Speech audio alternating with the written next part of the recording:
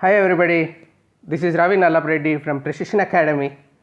Today I am going to talk about international environment organizations, specifically UNFCCC, which is handling climate change. So one most important or the biggest threat to human race is climate change, and the one organization we need to know about is UNFCCC. This is really important for students from exam perspective, for everybody else, for their future and for the future of their children and grandchildren and the human race. So this is really important. Please learn more about it, understand more, so that you can act accordingly. You can also play a positive role rather than unknowingly we are playing a negative role in this.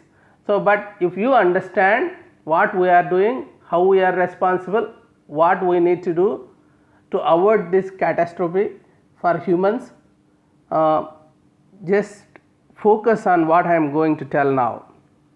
To start with, I will be talking about the effects of global warming, physical effects. So many physical impacts are already visible. So I am not talking about something which may happen in future. So some people will believe, some people doesn't believe, but this is happening. Extreme weather events, we are seeing extreme weather events, glacier retreats, change in the timing of seasonal events like early flowering of plants. This is happening now. Sea levels are rising, they have already risen. Declines in Arctic sea ice content, all these have already happened. And what is the human impact? What we are facing is food insecurity. So many places we are facing food insecurity. It puts pressure on fresh water supply and it leads to negative effects on human health. Economic growth, there will be problem of economic growth because of global warming. So sea levels, how it affects sea levels. So I am talking about sea levels, and then there are two ways how it can affect. One, see, warmer air temperatures causing glaciers and land ice to melt. So when more ice is melt, all that water flows into oceans. This increases in the amount of water caused in the sea level. That's obvious. Like one thing is because of higher temperatures, ice melts and all that goes into the sea. So water level goes up. That is one way. So the second is ocean water warms up. So what happens? Because of higher temperature, we have the oceans getting warmed up. So when water is warmed up, the molecules expand and they take more space. That means the volume of water in the oceans also increases. Then what happens? Water goes further up along the shores, pushing physical changes to ocean heat and temperature. This is what is happening. That is the second impact. So in two ways global warming impacts the rise of sea levels.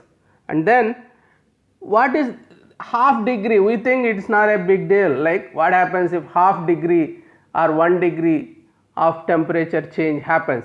Till now, after industrialization, 0.9 degrees have changed. Now I am talking about a half degree rather than 1.5 degrees above industrial revolution time to 2 degrees, if that is the case. So what is the benchmark before industrialization, after industrialization?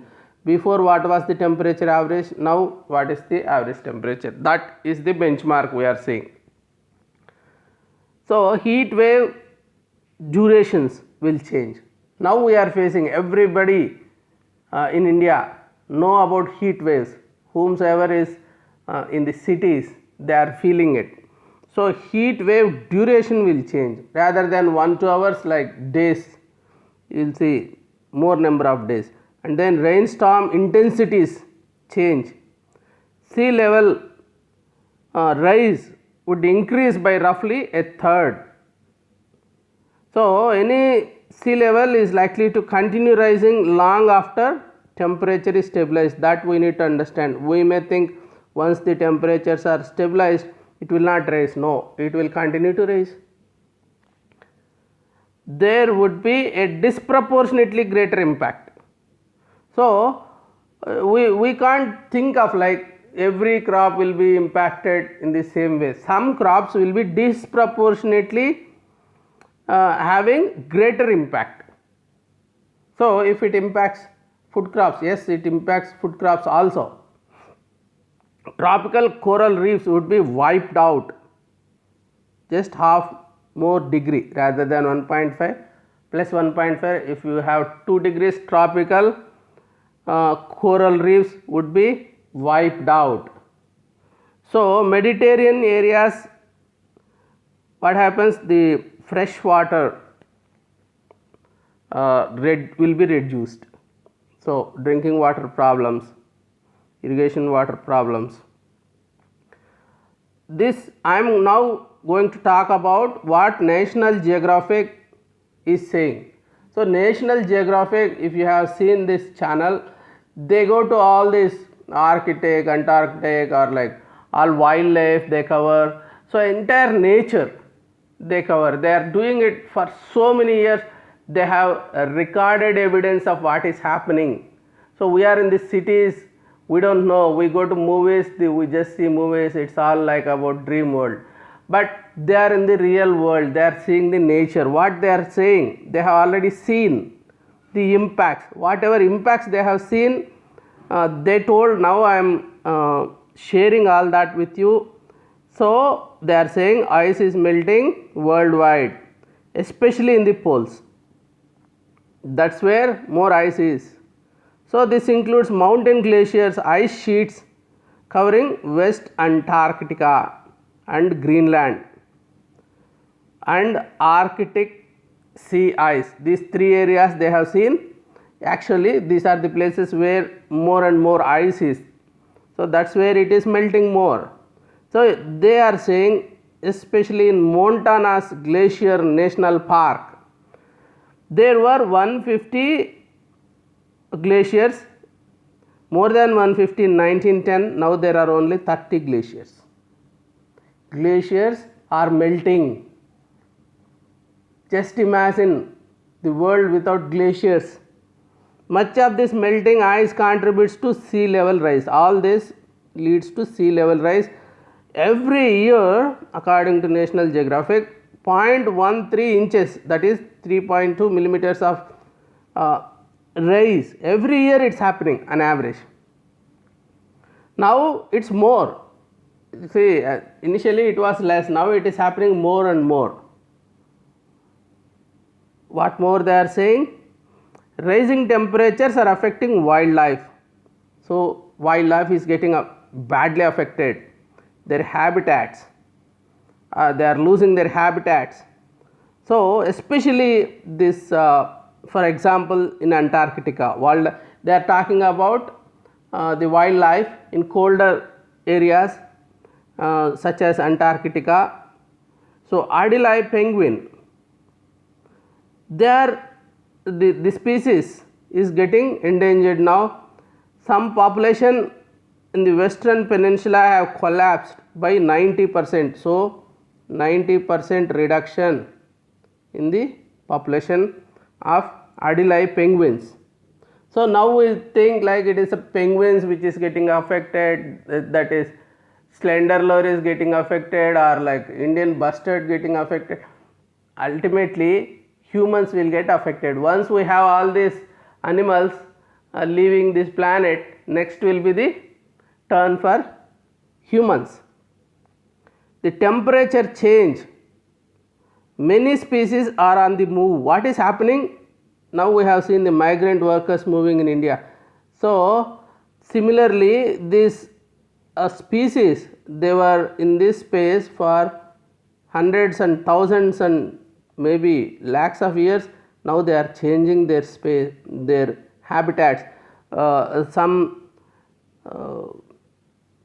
butterflies, foxes, alpine plants have migrated further north, higher, cooler areas.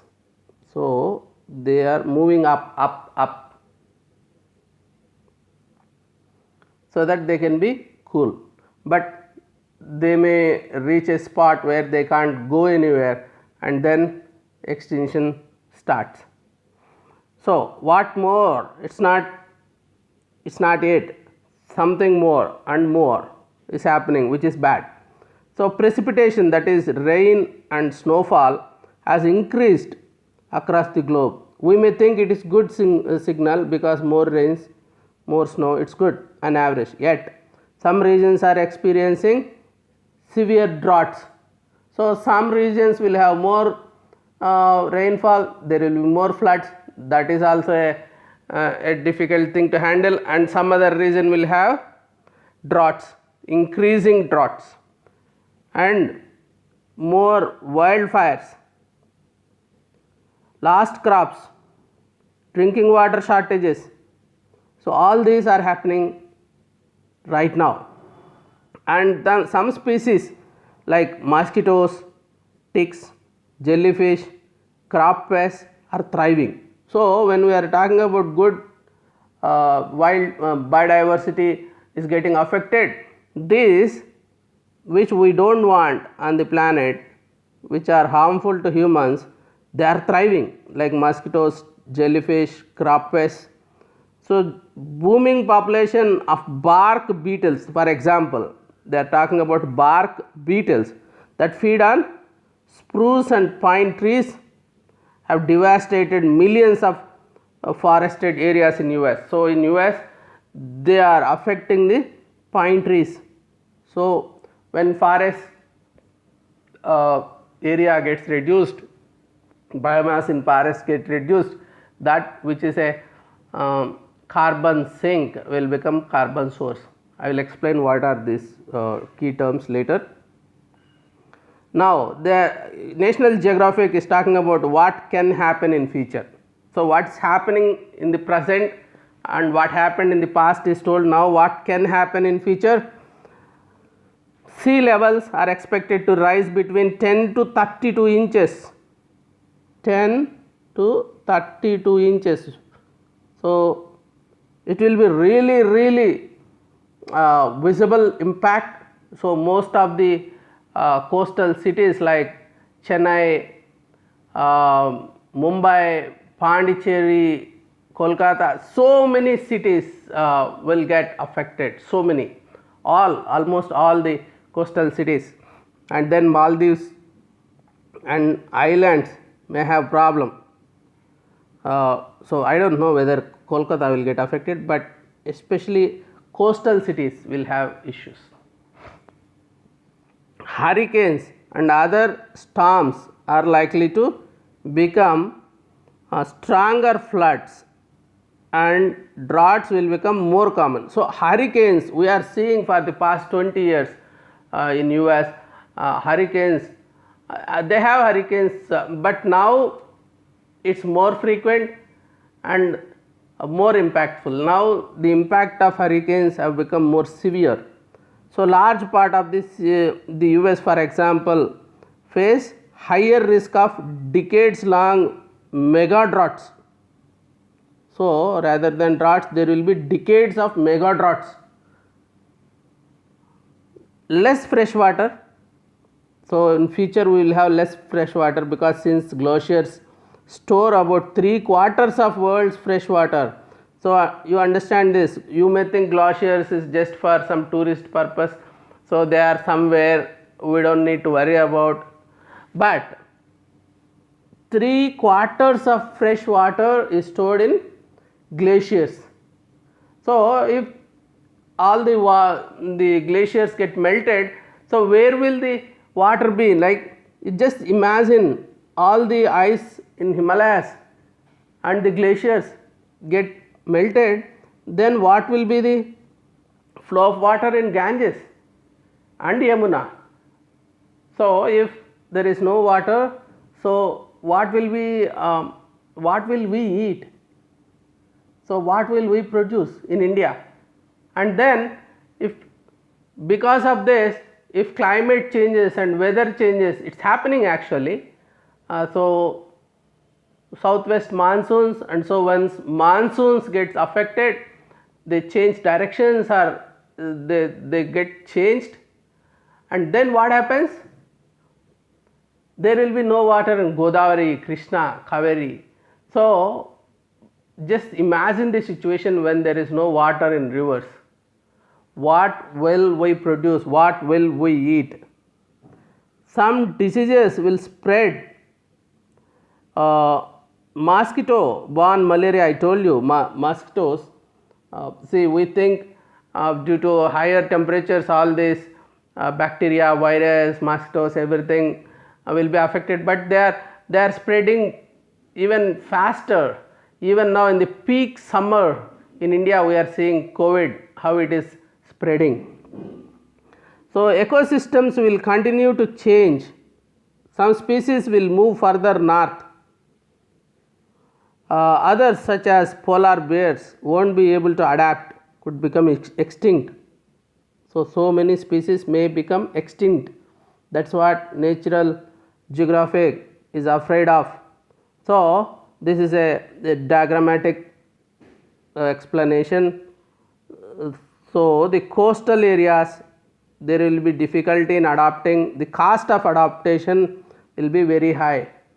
So as the sea levels rise, we need to have more protection walls, and so many things. Roads will get affected in the borders and in the seashores.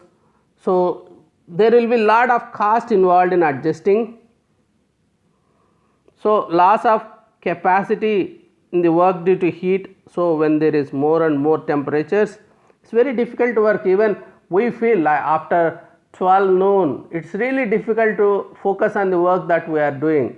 It's higher temperatures makes us very weak. We may not be able to work. So more wars, water wars we are seeing even within the country. So for Kaveri waters, like Tamil Nadu, Karnataka, there is an issue, and AP, Telangana, they fight for water. So similarly for Krishna water especially, it's like there is shortage and so many projects on it. So we are seeing water wars, conflicts between countries, and then for resources there will be more wars. So limited resources. India, America attacked Iraq mainly because of the oil they have, perhaps. So there will be the wars for resources.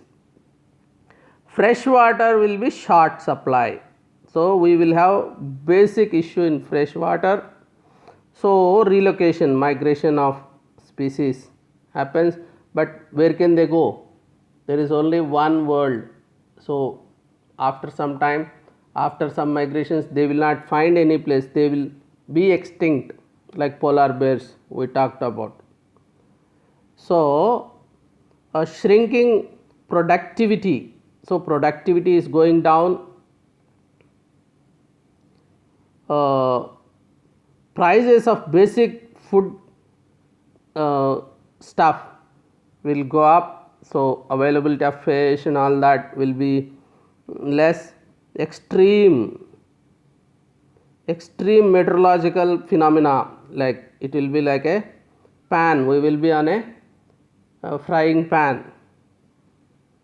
So these are all the impacts that are possible, that all are negative, very grave situation we are going to face. Now I will talk about carbon sink and carbon source. What is carbon sink? What is carbon source? So carbon sources are the emissions, like mainly the factories, or it's not just factories, even from agriculture, so even from animal husbandry, so even humans breathing. So many reasons are there for carbon. that is the carbon source. Carbon source means whichever net carbon dioxide, so we produce like fossil fuels, we burn. So lot of carbon goes into the atmosphere. So vehicles, because of we burn fuel in vehicles, and then what happens, CO2, so all this will go into atmosphere. That's all sources. So burning of fossil fuels, forest fires, respiration, these are the main reasons for the increase of gases which contribute to global warming. So what is a carbon sink? This is all going into the atmosphere, CO2 or other carbon or global warming gases, and then this will be sinked into forests. So forests will absorb CO2. So they take CO2 during photosynthesis, and then they contain part of carbon and then release the oxygen. So that's what they do. This is like a factory. They take carbon from it and then release oxygen, which is required for us humans or all animals. They need oxygen. So they take oxygen and then release carbon dioxide. Plants, they take CO2 and release oxygen. So this is one place where it sinks. And then second place most of us don't know is oceans. Oceans also take this CO2. Again, it's not the water which takes. There are so many species like even coral reefs and so many other species are there who take this CO2 and then release oxygen. So that's why these oceans also work as carbon sinks. So this if we have more, and what is happening now, more and more carbon sources are happening, and this is getting less. That's the reason why more CO2 is there in the atmosphere now. So now I talk about UNFCCC, United Nations Framework Convention on Climate Change. This is the most important organization which is working, which has the objective to reduce this global warming phenomena. Till now I talked about various issues related to and what is global warming, carbon sink, source, etc. Now we are going into a human response in the form of UNFCCC. How it originated? Initially, stabilize their objective. What is the objective? Stabilize greenhouse gas concentrations in the atmosphere at a level that would prevent dangerous anthropogenic interference with the climate system. So they want to stabilize. They are not talking about reducing and all that. They want to stabilize. Where they want to stabilize? At a level which would prevent dangerous interference of the climate system by humans. So humans are interfering the climate system. That's so dangerously affecting all humans as well as the biodiversity, all the life forms on this planet. So they want to stabilize that greenhouse gas concentrations. And then the convention embraced the principle of common but differentiated responsibilities. This I like. So everybody is responsible. We in India generally think America has to solve it because they are rich, because they are the polluters. But we are also polluting. We are also responsible. We have more and more population. So we are putting a lot of pressure. There is a carrying capacity for the earth. Earth's carrying capacity is crossing. So we have to take responsibility, but they are talking about common but differentiated responsibilities. So rich countries or more polluting countries have to take more responsibility. Then Kyoto Protocol, Paris Agreement, these are two most important developments are the protocols and agreements in UNFCCC. I will be going in detail into that later. So, what is the history? In 1979, first World Climate Conference, that is 40 years back. So, then the international community started talking about it, like first conference happened there 79, and then after almost 10 years, that is 1988, Intergovernmental Panel on Climate Change IPCC was established, and 2 years later in IPCC second WCC, so IPCC as well as WCC, that is WCC's World Climate Conference, there was a Global Treaty on Climate Change, and December United Nations General Assembly negotiations on the framework of convention began. So, in 1990 these two developed into this. So, they were talking about a framework. So, in 92, so text of United Nations Framework Convention is adopted in United Nations headquarters New York, and then in 92 it was opened for signatures. 94 it was established. We need to understand, any organization that you take, not all members of UN will automatically become members of that convention or organization. So, it will be kept open and countries have to come forward and sign it. So, it took 2 years for members to come and sign this convention. So, whomsoever are signatories, so all these people have to again go and all these countries have to go and implement it. So, then only it comes into force. And then where is it located? Rio de Janeiro, Brazil and New York, US. So, 197 parties are countries. Depository is Secretary General of UN. A convention established. This convention has a secretariat, this convention has permanent bodies, temporary bodies.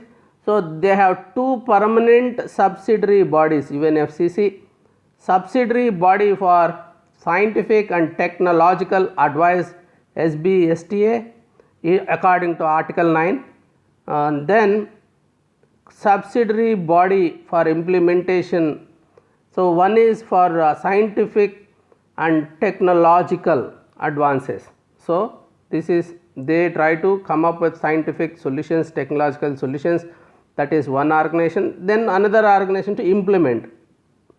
So, it is not sufficient if you have good technology, it should be implemented, incorporated. So, as per Article 10, just like we have constitution with multiple articles, UNFCCC also has articles. So, Article 9, Article 10, two permanent bodies, and UNFCCC COPs, Conference of Parties, say all these countries meet every year. So, first one was in Berlin, Germany, and the third one is the most important COP, that is COP 3 at Kyoto, Japan. So, that we are going to talk about. Kyoto Protocol, we are talking about more and more about it. Most of this will be about how to implement this Kyoto Protocol, and negotiations between countries and all that was happening. And then this Delhi Declaration happened in India. So, that I will talk about. So, this one I will be giving more details, this one, because it is India, and also because the South North conflict was reflected in this. And then most important, one more important one, the convention The COP meeting was in 2015, Paris, that's called Paris Agreement. I am going to talk about it. In 2020, we were supposed to have COP 26 at Glasgow, UK, but it got postponed due to corona. So this is one bad effect of corona. See, where this important organization meeting got postponed because they are more involved. Every country is focused on fighting this corona. So in this process, so we are losing valuable time.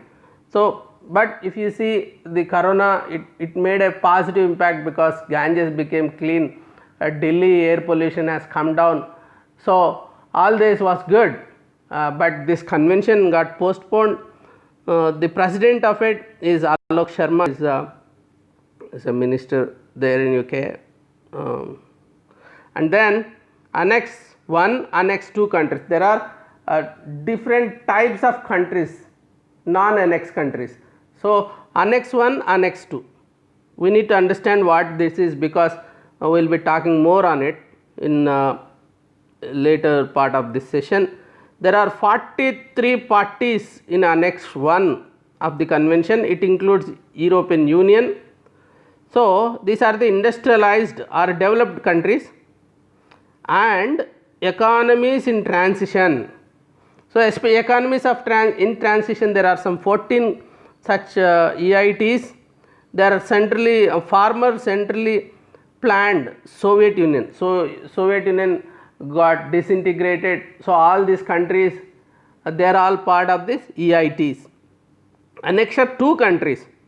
So this Annexure 1 countries are in Annexure 2 also, some of them. So 24 are also listed in Annexure 2. So it includes European Union. These parties are made up of members of the Organization for Economic Cooperation and Development, OECD. These parties are members of OECD.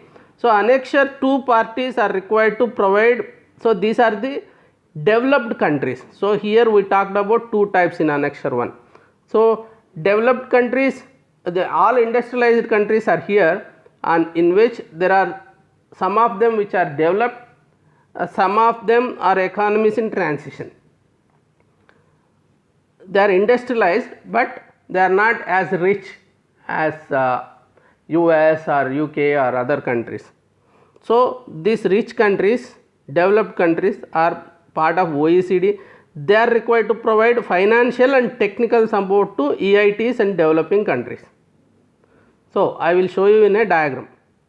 So these in green, like Canada, US, Australia, all this, Europe, Western Europe, they are the rich industrialized countries. They are the pollutants, and also they are the ones who are going to help. Whom are they going to help? Other Annex 1 countries like this in blue. These are industrialized but not rich. So these countries also, these rich Annex 1 countries will help not so rich Annex 1 countries, and these Annex 1 countries which are part of Annex 2 will help developing countries with the technology and financial support. So this is the Annex 1, 2, 3 category. All this is all not annexed. These are all part of Annex 1.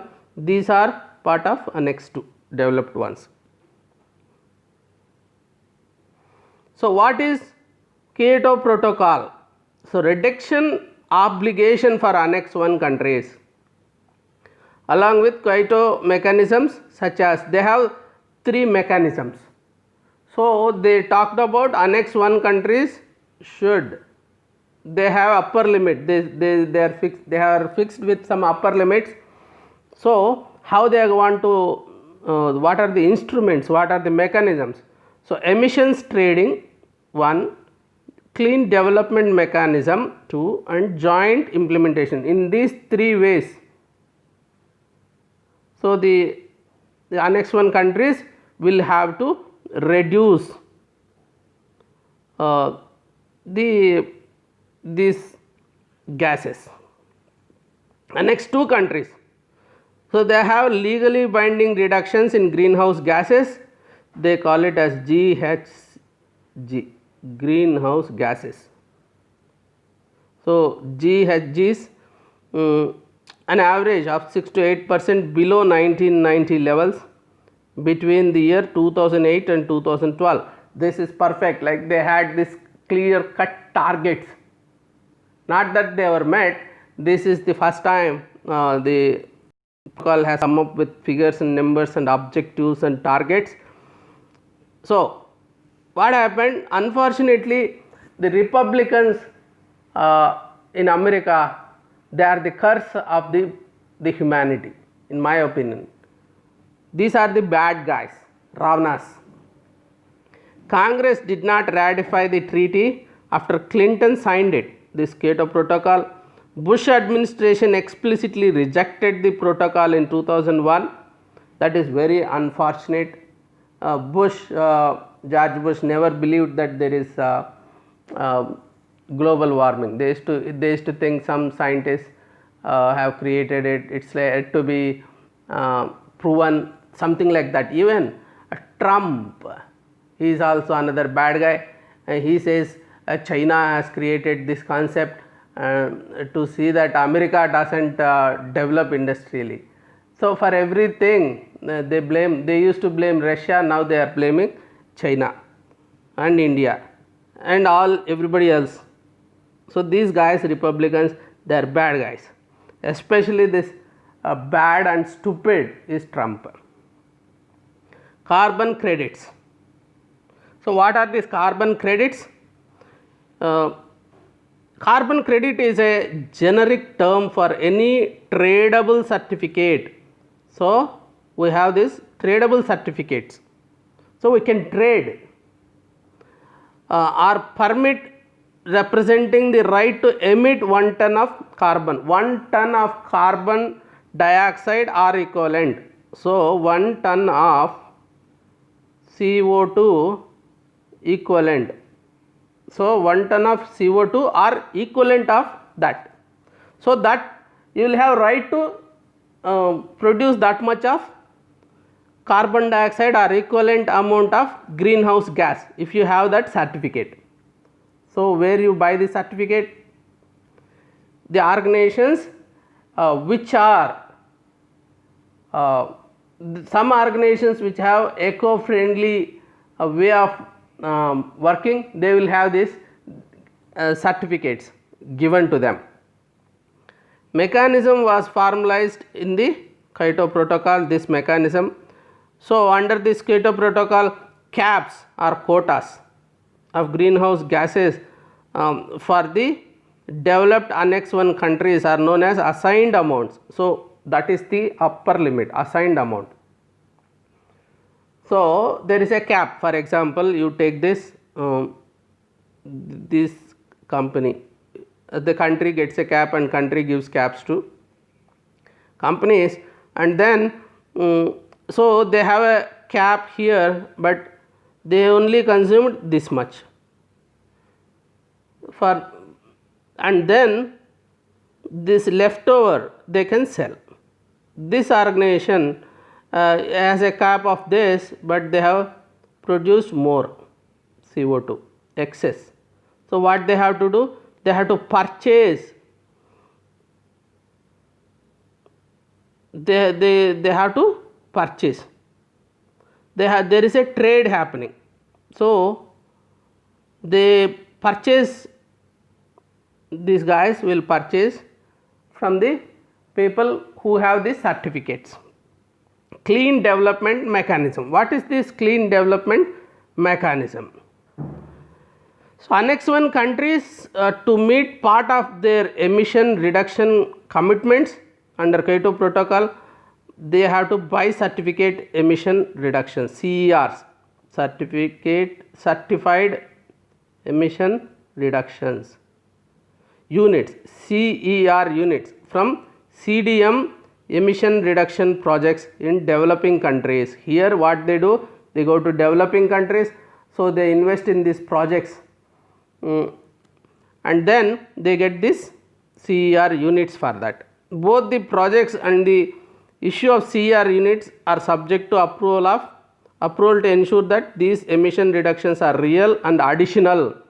So some fake stuff doesn't work here. That emission reduction has happened. For example, they come to India, they invest in some project, not in some general project. That emission reduction should happen there because of their investment, and it should be additional reduction.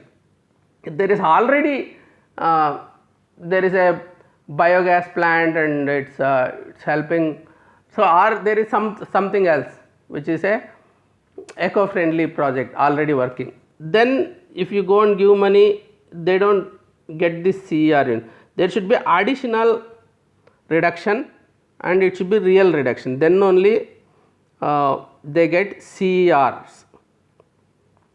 See this diagram. So there is industrialized country and global CHG, global warming gas emissions, and then greenhouse gas emissions, and then there are developed countries. So industrialized countries, what they do? They give money, they invest, they give technology, they support, and then there will be projects. So emission reductions and new environmental projects in a developed country. So this, from this country they get carbon credits. That is the CDM mechanism. So these people will sell carbon credits to them, and developed countries invest money and give technology to developing country. That is called clean development mechanism.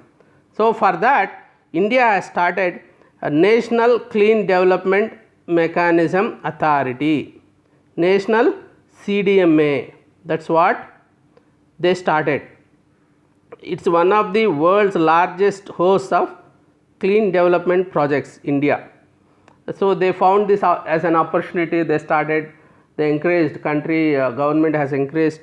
So in 2011, by 2011, 2,295 projects.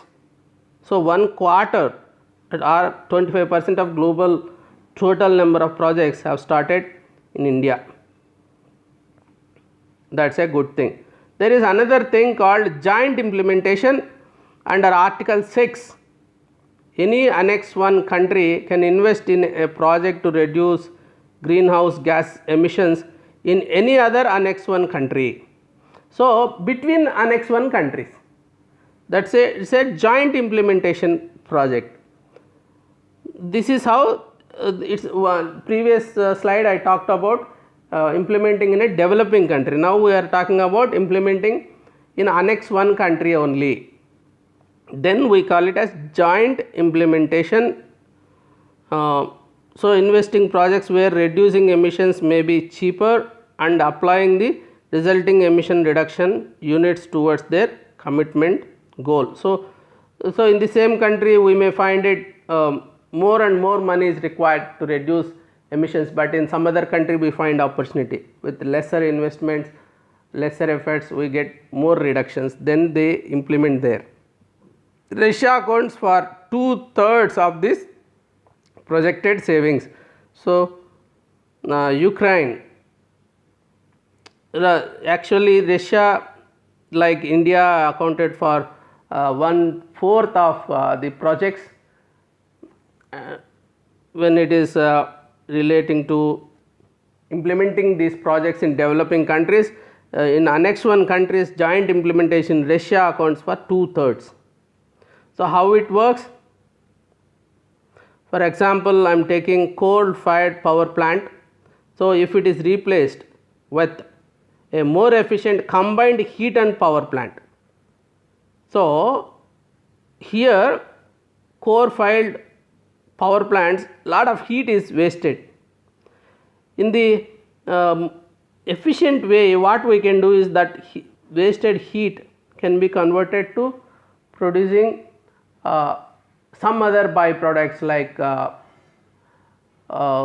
liquid oxygen or whatever, like they have other ideas, they combine all this, they use the excess heats or cold stuff there. So this is a different technology, joint implementation projects, they invest in such kind of projects. COP8 Delhi Declaration. So final draft highlighted the substantial differences in national attitudes towards global climate change. So developed versus developing, that fight.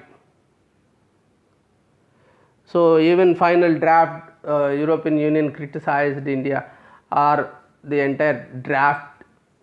So G77 nations sought cash aid from wealthier countries to help them adapt to cleaner technologies. So that was there was a rift, very clear rift we found in Delhi Declaration. COP21 Paris Agreement, the most important agreement for now, like even now we are working on it, discussing on it, trying to implement it. America has jumped out of it because I told this Trump guy, he said America first, China, India have to take responsibility, we are not going to pay for their issues. So things like that. Holding, so I will read this Paris Agreement.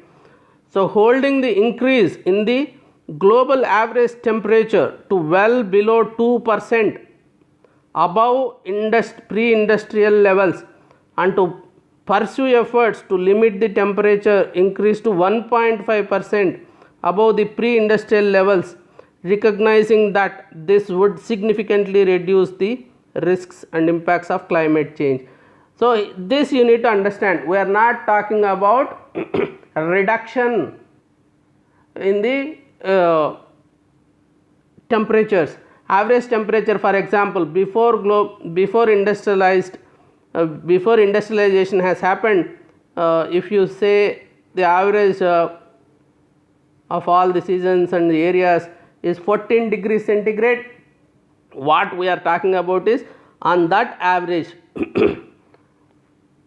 plus 2, that's what we are talking about. On that we can go only 2 degrees above that pre-industrial levels, that is the upper limit. It will be even good if you contain it to 1.5 degree above that pre-industrial levels, that will be even better, that will be the ultimate target, but 2%, that's what is realistically they want to, they don't want to go beyond that 2% above the pre-industrial temperature levels. Increasing the ability to adapt to advance impacts of climate change. Actually they want to adapt to the adverse impacts. So there will be so many adverse impacts, how we adapt to that. It can be scientific, like drought resistant varieties in for agriculture. So there are so many ways to adapt. We can't see, we have to reduce this, at the same time we should know how to adapt. Whichever species adapts to these new changes, they will sustain. Like dinosaurs could not adapt to whatever changes that happened in that time, so they became extinct. So similarly we should not get extinct, so we should be adapting to the adverse conditions. So that also they are talking about. Here they are talking about number 1, reduce this or curtail, don't go beyond plus 2%. Second part is how to adapt. Third part, making finance flows consistent with the pathway towards low greenhouse gas emissions and climate resilient development. So 100 billion per year, that's what they talked about, all developed countries, so they have to give $100 billion commitment. It's not big money actually. If you see this Forbes list, so rich people have more than 100, one single individual has more than $100 billion. So we are not talking about big numbers, all countries together, even that these people are weeping to invest. That is the sad story. I don't know. So, will humanity understand and do something needful or not? That is a big question now. See, Paris Agreement talked about three things. This 2% above this, we should not go beyond that, and then we have to adapt, and then this is the implementation. How we survive till such time is this one, and how to implement the finance flows is the third point. So, these three are most important part of Paris Agreement. So, even FCC had a program like Momentum for Change, Climate Neutral Now. So, it is not just about rich countries or big polluters. Every organization have to do something. Infosys won the prestigious UN Global Climate Action Award in the Climate Neutral Now category. I am proud of Infosys. Great job. How they have done? I will briefly explain. Energy efficient campuses they have across the world. First signatory to RE100 global campaign transforming renewable energy. So, per capita energy consumption they have reduced over 51% since 2008. 46% of companies' electricity come from solar energy. They have 49 megawatt unit, owned unit of solar plants. So, as a portfolio of large community based emissions reduction or offset projects, so they also fund the projects outside. So, this is the role model. Every organization should follow this. Even individuals, we all have responsibility. In some other video I may be explaining. Now, we go quickly into these questions. If you have followed my class or my lecture on this, you will be able to. I am not going to give answers. So, you keep writing the answers in the comment section, then I can help you, or you can have discussion on it. Think more, do Google search, you will have the answers for this. So, already I told, and most of it you can answer. Momentum for Change, Climate Neutral Now is an initiative launched by Intergovernmental Panel on Climate Change, UNEP, UNFCCC, World Meteorological Organization. You can easily answer this. What is Greenhouse Gas Protocol? A. It is an international accounting tool for government and business leaders to understand, quantify and manage greenhouse gas emissions. It is an initiative of the United Nations to offer financial incentives to developed countries to reduce greenhouse gas emissions. C. It is an intergovernmental agreement ratified by the member countries of United Nations to reduce greenhouse gas emissions. D. It is one of the multilateral REDD+ initiatives. This I have not covered. I hope you know this, because you might be reading about all these developments yourself. So, it is just a question which I have not covered, but I am hoping you will be knowing if you know. Otherwise, I will be explaining about it in my next session on international organizations. With reference to the agreement at the UNFCCC meeting in Paris 2015, which of the following statements is or correct? 1. The agreement was signed by all the member countries of the UN and it will go into effect in 2017. The agreement aims to limit the greenhouse gas emissions so that the rise in average global temperature by the end of this century does not exceed 2 degrees centigrade or even 1.5 above pre-industrial levels. That is second statement. Third, developed countries acknowledge their historical responsibility in global warming and committed to donate $1,000 billion a year from 2020 to help developing countries. So, 1 and 3 only, B 2 only, C 2 and 3 only, D 1, 2 and 3. Is it 1,000 billion? Just I told you what is the amount they committed. So, not all members. So, is it all members? So, I talked about it before. in general about all organizations. I am giving clues, not answers. The question number 4, the scientific view is that the increase in global temperature should not exceed 2 degrees above the pre-industrial levels. If the global temperature increases beyond 3 degrees above the pre-industrial level, what can be the possible impacts? 1. Terrestrial biosphere tends towards a net carbon source. Entire terrestrial biosphere will become a carbon source. So, widespread coral mortality will occur. I told how sensitive these corals are. All the global wetlands will permanently disappear. So, just think where we have the wetlands. Wetlands in the coastal belt, yes, but how about the wetlands? Recently 10 wetlands were approved, Ramsar sites in UP and central parts of the country. So, will they also be disappear? Just think, use your apply whatever you know already, then only you get right answers. Cultivation of cereals will not be possible anywhere in the world. So, there will be no cereals, never, nowhere. So, is that going to be so extreme? So, you be careful about the extreme statements. So, we need to know it's dangerous, but there is a limit, like what temperature level, what will happen. Question number 5, regarding carbon credits, which one of the following statements is not correct? The carbon credit system was ratified in conjunction with Kyoto Protocol. I told about it.